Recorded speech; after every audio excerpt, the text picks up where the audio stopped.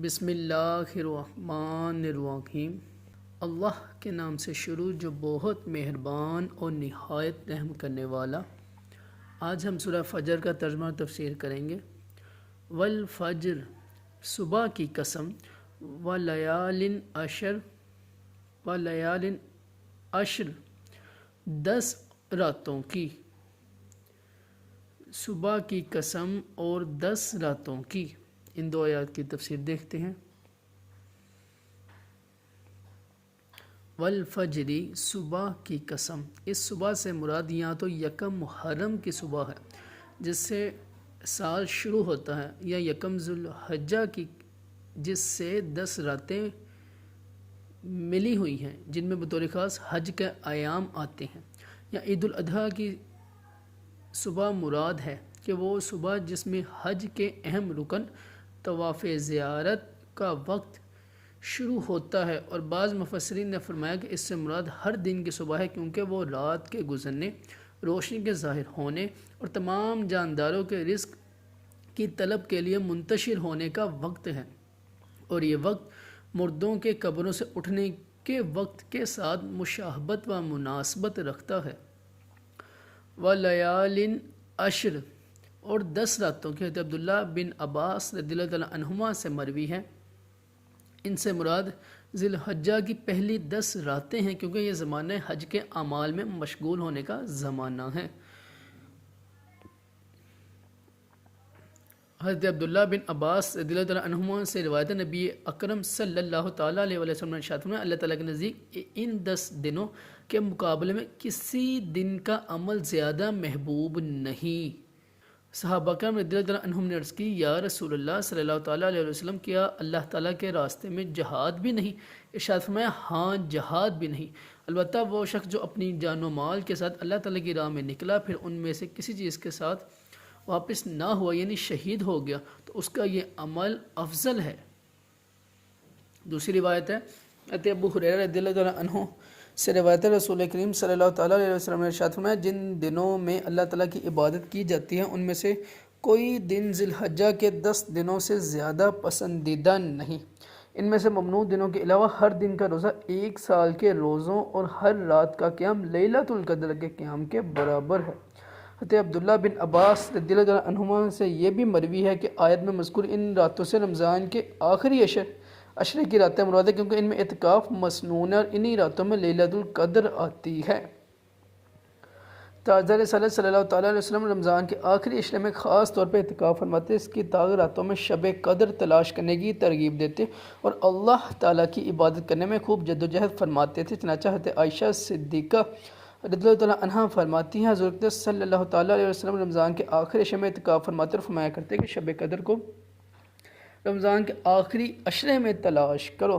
نیز حضرت عائشہ صدیقہ رضی اللہ تعالیٰ عنہا فرماتی ہیں، حضور پرنور صلی اللہ تعالیٰ علیہ وسلم رمضان کے آخری عشرے میں باقی دنوں کی بنسبت عبادت میں زیادہ جد و جہد کرتے تھے۔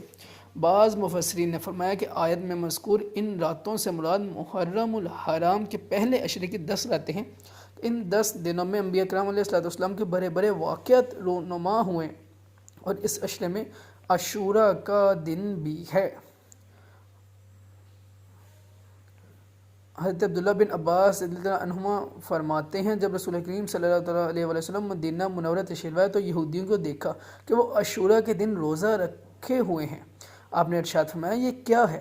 انہوں نے عرض کی، یہ ایک عظمت والا دن ہے اور یہ وہ دن ہے جس میں اللہ تعالیٰ نے بنی اسرائیل کو ان کے دشمن سے نجات دی، تو اس دن شکرانے کے طور پر حضرت موسیٰ علیہ السلام نے روزہ رکھا۔ حضور پرنور صلی اللہ تعالیٰ علیہ وسلم نے ارشاد فرمایا، میں حضرت موسیٰ علیہ السلام کی موافقت کرنے میں تم سے زیادہ حقدار ہوں۔ چنانچہ آپ نے خود بھی روزہ رکھا اور اس دن روزہ رکھنے کا حکم بھی دیا۔ حضرت ابو قتادہ رضی اللہ عنہ سے روایت ہے دوسری کہ رسول اکرم صلی اللہ تعالیٰ علیہ وسلم نے ارشاد فرمایا، مجھے اللہ تعالیٰ پر گمان ہے کہ عاشوراء کا روزہ 1 سال پہلے کے گناہ مٹا دیتا ہے۔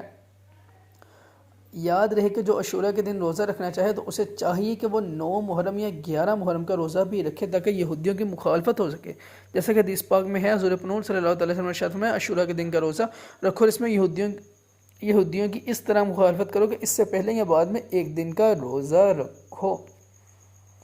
آگے آیت نمبر 3 اور 4 دیکھتے ہیں۔ والشفع اور جفت، والوتر اور طاق کی، واللیل اور رات کی، اذا یسر جب وہ چل پڑے، اور جفت اور طاق کی اور رات کی جب وہ چل پڑے۔ ان دو آیات کی تفسیر دیکھتے ہیں۔ والشفع والوتر اور جفت اور طاق کی، جفت اور طاق سے کیا مراد ہے؟ اس بارے میں مفسرین کے متعدد اقوال ہیں، ان میں سے 4 اقوال درج ذیل ہیں۔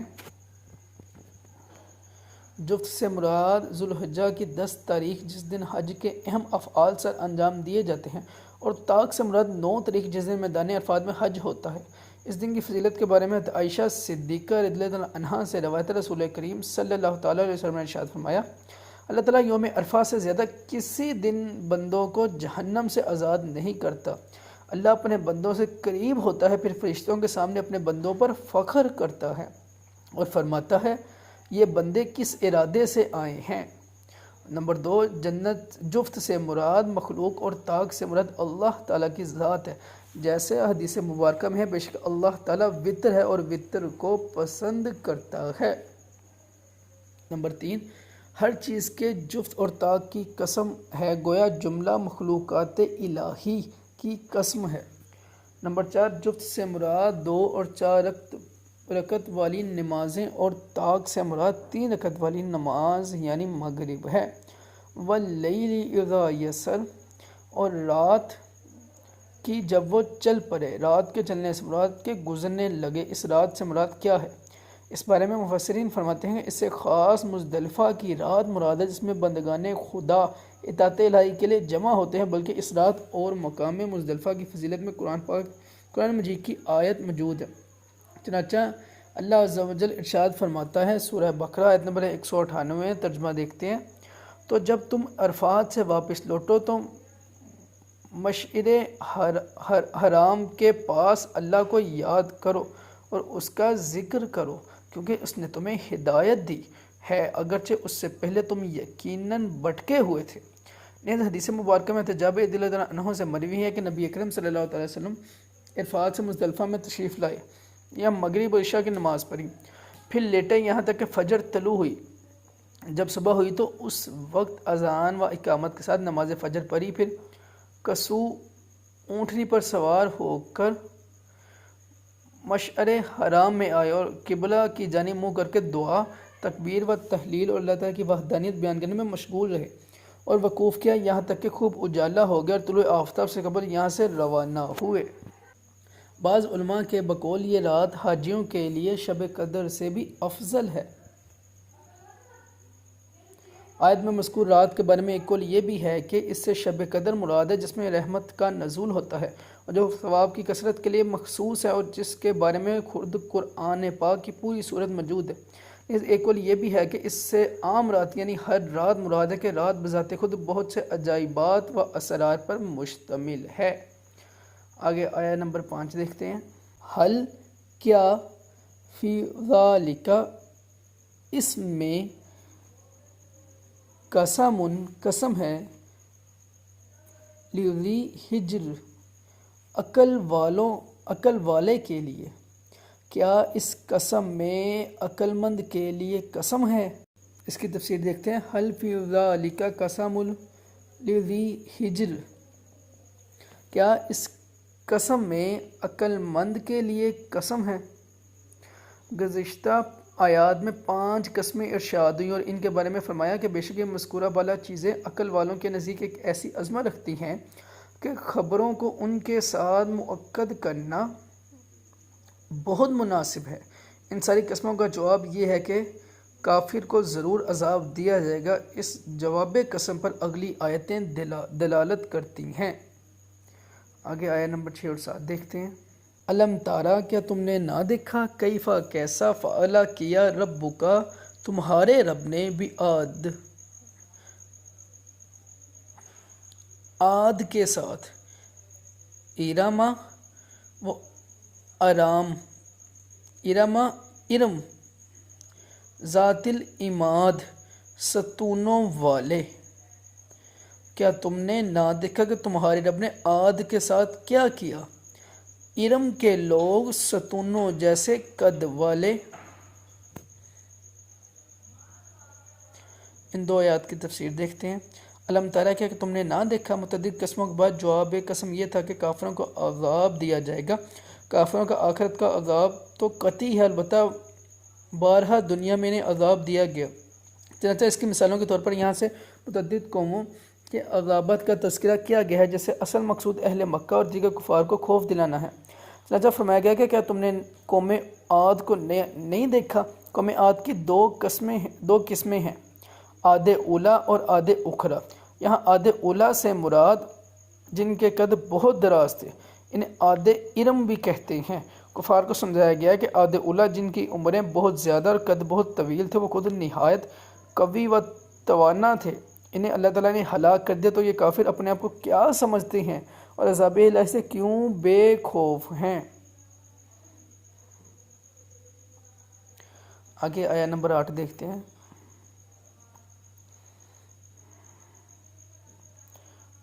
اللاتی وہ جو لم یخلق نہ پیدا کیا گیا، مثلھا ان جیسا، فی البلد شہروں میں، کہ ان جیسا شہروں میں پیدا نہ ہوا. اس آیت کی تفسیر دیکھتے ہیں.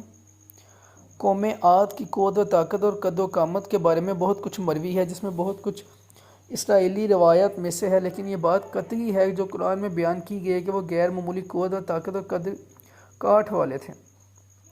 زور و قوت اور طویل قامت میں عاد کے بیٹوں میں سے شداد بھی ہے، جس نے دنیا پر بادشاہت کی اور تمام بادشاہ اس کے مطیع ہو گئے، اور اس نے جنت کا ذکر سن کر سرکشی کے طور پر دنیا میں جنت بنانی چاہی. اس ارادے سے ایک شہر عظیم بنایا جس کے محل سونے چاندی کی اینٹوں سے تعمیر کیے گئے اور زبرجد اور یاقوت کے ستون اس کی عمارتوں پر میں نصب ہوئے، اور ایسے ہی فرش مکانوں اور راستوں میں بنائے گئے. سنگریزوں کی جگہ آبدار موتی بچھائے گئے. ہر محل کے گرد جواہرات پر نہریں جاری کی گئیں. قسم قسم کے درخت حسن تزئین کے ساتھ لگائے گئے. جب یہ شہر مکمل ہوا تو شداد بادشاہ اپنے اعیان سلطنت کے ساتھ اس کی طرف روانہ ہوا. جب ایک منزل فاصلہ باقی رہا تو آسمان سے ایک ہولناک آواز آئی، جس سے اللہ تعالیٰ نے ان سب کو ہلاک کر دیا. حضرت امیر معاویہ رضی اللہ عنہ عنہ کے عہد میں حضرت عبداللہ بن قلابہ رضی اللہ عنہ عنہ صحرائے عدن میں اپنے گمے ہوئے اونٹ کو تلاش کرتے ہوئے اس شہر میں پہنچے اور اس کی تمام زیب و زینت دیکھی اور کوئی رہنے بسنے والا نہ پایا. تھوڑے سے جواہرات وہاں سے لے کر چلے آئے. یہ خبر حضرت امیر معاویہ رضی اللہ تعالیٰ عنہ کو معلوم ہوئی تو انہوں نے انہیں بلا کر حال دریافت کیا. انہوں نے تمام قصہ سنایا تو حضرت امیر معاویہ رضی اللہ عنہ نے حضرت کعب اخبار رضی اللہ عنہ کو بلا کر دریافت کیا کہ کیا دنیا میں کوئی ایسا شخص ہے؟ انہوں نے فرمایا ہاں، جس کا ذکر قرآن پاک میں بھی آیا ہے. یہ شہر شداد بن عاد نے بنایا تھا اور وہ سب عذاب الہی سے ہلاک ہو گئے، ان میں سے کوئی باقی نہ رہا. اور آپ کے زمانے میں ایک مسلمان سرخ رنگ والا، نیلی آنکھوں والا، چھوٹے قد کا، جس کی آبرو پر ایک تل ہوگا، اپنے اونٹ کی تلاش میں اس شہر میں داخل ہوگا. پھر حضرت عبداللہ بن قلابہ رضی اللہ عنہ کو دیکھ کر فرمایا باخدا وہ شخص یہی ہے. آیت نمبر 9 اور 10 دیکھتے ہیں. اور ثمود کے ساتھ الذین جنہوں نے جابو کاٹی صخرہ بالواد پتھر کی چٹانیں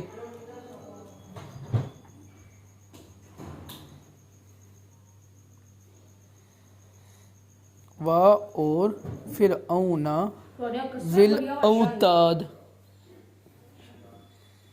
میخوں والے فرعون کے ساتھ، اور ثمود کے ساتھ جنہوں نے وادی میں پتھر کی چٹانیں کاٹی، اور فرعون کے ساتھ جو میخوں والا تھا.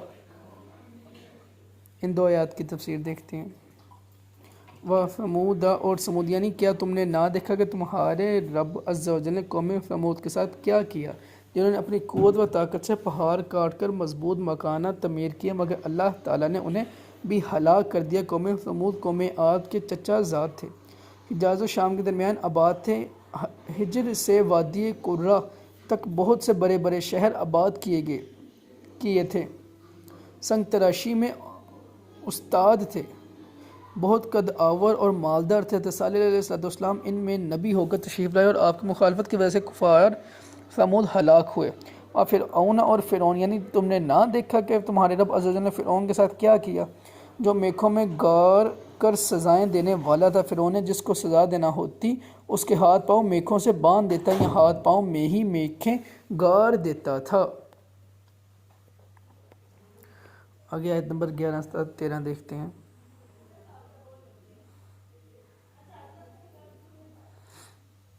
الذین، جنہوں نے طغوا سرکشی کی، فی البلد شہروں میں،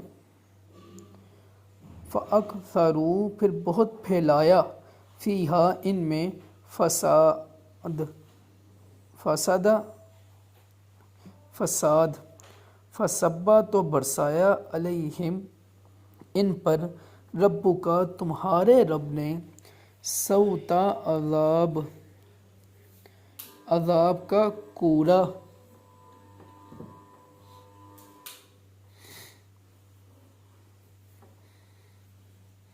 جنہوں نے شہروں میں سرکشی کی، پھر ان میں بہت فساد پھیلایا، تو ان پر تمہارے رب نے عذاب کا کوڑا برسایا۔ الذین طغوا فی البلاد، جنہوں نے شہر میں سرکشی کی۔ اب اوپر بیان کردہ قوم عاد، قوم ثمود، فرعون کے بارے میں فرمایا کہ انہوں نے شہروں میں سرکشی کی اور معصیت و گمراہی میں انتہا کو پہنچے اور ابدیت کی حد سے گزر گئے، کہ فرعون نے تو بندگی کی حد سے گزر کر خدائی کا دعویٰ کر دیا، نیز انہوں نے کفر و قتل اور ظلم کے ذریعے زمین میں فساد برپا کیا، تو ان کا جو انجام ہوا وہ اگلی آیت میں مذکور ہوا کہ ان پر اللہ تعالیٰ نے عذاب کا کوڑا برسایا اور مختلف طرح کے عذابوں میں مبتلا کیا، جنہوں نے انہیں ہلاک کر دیا۔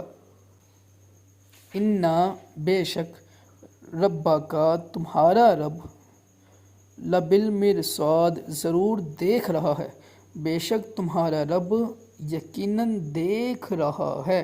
آیت نمبر 14 کی تفسیر دیکھتے ہیں۔ اس آیت میں گزشتہ قوموں کا حوال ہو سکتا ہے کہ وہ اللہ تعالیٰ سے پوشیدہ نہ تھے، بلکہ ان کا ہر حال اللہ تعالیٰ پر کھلا ہوا تھا، اور انہیں ان کی حرکات کی وجہ سے ہی عذاب دیا گیا، اور یوں ہی موجودہ اور آئندہ کے سارے لوگ بھی اللہ تعالیٰ کی نگہبانی میں ہیں، کہ ان میں سے کوئی اللہ تعالیٰ پر پوشیدہ نہیں، اور ہر ایک کا ہر عمل، ہر حال، ہر حرکت اللہ تعالیٰ کے سامنے ہے۔ آگے آیت نمبر 15 اور 16 دیکھتے ہیں۔ فَأَمَّا پس بہرحال، انسان آدمی، اذا مبتلاہ جب آزمائے اسے، ربہ اس کا رب، فاکرمہ پس عزت دے اسے، اور نعمہ نعمت دے اسے، فیقول تو وہ کہتا ہے، ربی میرے رب نے، اکرمن عزت دی مجھے، اور اما بہرحال، اذا مبتلاہ جب وہ آزمائے اسے، فقدر پس تنگ کر دے، علیہ اس پر، رزقہ اس کا رزق، فیقول تو وہ کہتا ہے، ربی میرے رب نے، اہانن ذلیل کر دیا مجھے۔ تو بہرحال آدمی کو جب اس کا رب آزمائے کہ اس کو عزت اور نعمت دے، تو اس وقت وہ کہتا ہے کہ میرے رب نے مجھے عزت دی، اور بہرحال جب اللہ بندے کو آزمائے اور اس کا رزق اس پر تنگ کر دے تو وہ کہتا ہے میرے رب نے مجھے ذلیل کر دیا۔ ان دو آیات کی تفسیر دیکھتے ہیں۔ فَأَمَّا الْإِنسَانُ تو بہرحال آدمی، یہاں سے انسان کی آزمائش کا بیان کیا گیا کہ اللہ تعالیٰ بندوں کو مال و دولت اور نعمت و عزت دے کر بھی آزماتا ہے اور واپس لے کر بھی آزماتا ہے۔ اس میں مومن و مخلص اور مطیع و فرمانبردار تو ہر حال میں اللہ تعالیٰ کی رضا پر راضی رہتا ہے، نعمت پر شکر کرتا ہے، مصیبت پر صبر، لیکن غافل اور جاہل کا طرز عمل اس کے برخلاف ہوتا ہے کہ اگر اسے نعمت و عزت کے ذریعے آزمایا جائے تو وہ خود پسندی کا شکار ہو جاتا ہے، اور اس نعمت پر اللہ تعالیٰ کا شکر ادا کرنے اور اسے اللہ تعالیٰ کا فضل و احسان قرار دینے کے بجائے اپنا حق سمجھتا ہے اور اپنا کمال قرار دیتا ہے، اور اس دنیاوی مال و دولت کو اللہ تعالیٰ کے ہاں مقبولیت کی دلیل قرار دیتا ہے۔ اس کے برعکس جب اللہ تعالیٰ اسے رزق کی تنگی میں مبتلا کر کے دوسری تکلیف کے ذریعے آزماتا ہے تو اللہ تعالیٰ سے شکوہ شکایت کرتا ہے اور ہر ایک کے سامنے جا کر واویلا کرتا ہے، اور مال و دولت کی اس کمی کو اللہ تعالیٰ کے ہاں مردودیت کی علامت سمجھتا ہے۔ یہ تمام کام طرز عمل حقیقی مسلمان کی شان کے برخلاف ہے کہ سچے مسلمان کو اگر مال و دولت اور عزت ملتی ہے تو وہ اسے اپنا ذاتی استحقاق قرار دینے کے بجائے خالصتاً اللہ تعالیٰ کی نعمت اور اس کا فضل قرار دیتا ہے، اور اگر کوئی مصیبت آتی ہے تو اسے اپنے گناہوں کا نتیجہ یا خدائی آزمائش قرار دے کر اللہ تعالیٰ کی رضا پر راضی رہتا ہے۔ یوں ہی سچے مسلمان مال و دولت کی کثرت و اللہ تعالیٰ کے ہاں مقبولیت اور قلت کو مردودیت کی دلیل نہیں سمجھتے، بلکہ ان کے نزدیک مقبولیت کا معیار تقویٰ اور مردودیت کا سبب نافرمانی ہے۔